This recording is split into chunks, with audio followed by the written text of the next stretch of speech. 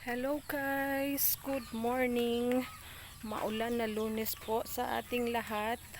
Ayan, dito sa amin, kulimlim ang panahon at umaambon pa. Sana ay tumatapos na tong lumagpas na yung bagyo. Hindi naman apektado dito sa amin sa Bicol. Pero mahirap din lumabas-labas pag ganitong malakas yung ulan.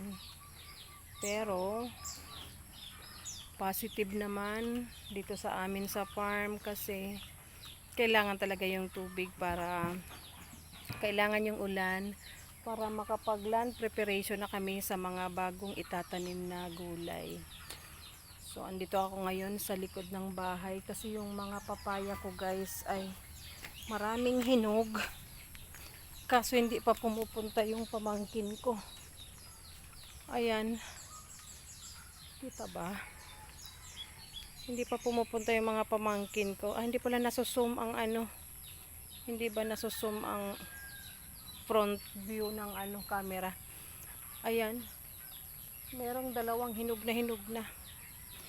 Hindi pumunta yung dalawa kong kapatid so hindi ko rin siya maakyat.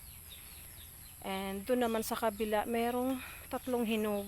So, kailangan ko talagang kunin na. At sayang naman kung mahulog pa. Tawagin ko lang ang aking anak para may hahawak. Nikki! Halika! Kasi yung mga papaya walang hahawak. May 3 hinog doon sa kabila. 2 naman dito. So, ayun. Yung tsinelas na. Ayan. Ayan, medyo matamlay ang aking aura ngayon pero hindi kita binibidyohan, sarili ko binibidyohan kung tatago ka. Ibig ko ba sabihin kunin natin yung bunga, ikaw lang tagahawak. Umiilag yung mukha niya guys.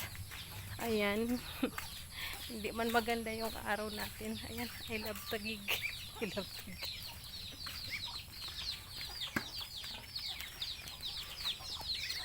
Ayan. Bakit kasi lagi nakakalimutan ang selfie stick? Ayan guys. Oh, 'di ba? Ang daming hinog ngayon. So kailangan tadan, pasilip lang. Tadan, nagtatago siya guys, oh.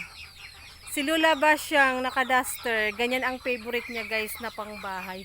So ayan po, kukunin na natin. Wow, ang ganda. So lagay mo ate sa ref para mamayang tanghali ay malamig. Ayun, 2. Tapos ito guys, may isa pa. Umalis na siya, oh. Ando na. Ilag sa camera. Ito pa guys, kunin na natin.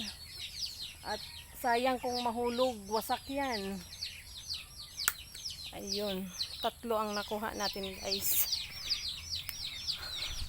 Ayan. Pakita ko ang saba.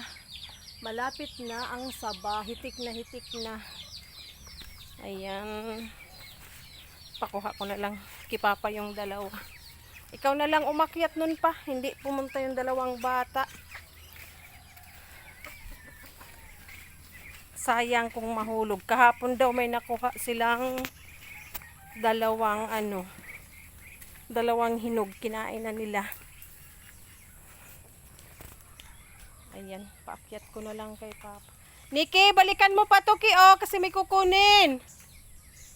Nikki, kunin mo pa to, 2. Dapat pa yung anong dahon pa, tinatanggal na. Mga tuyo. Ayun, kunin mo yun. Oh, ikaw na lang. Hintayin mo tong isa.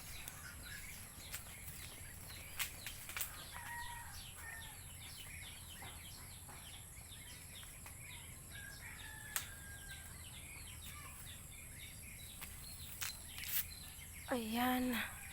Oh, pang-4.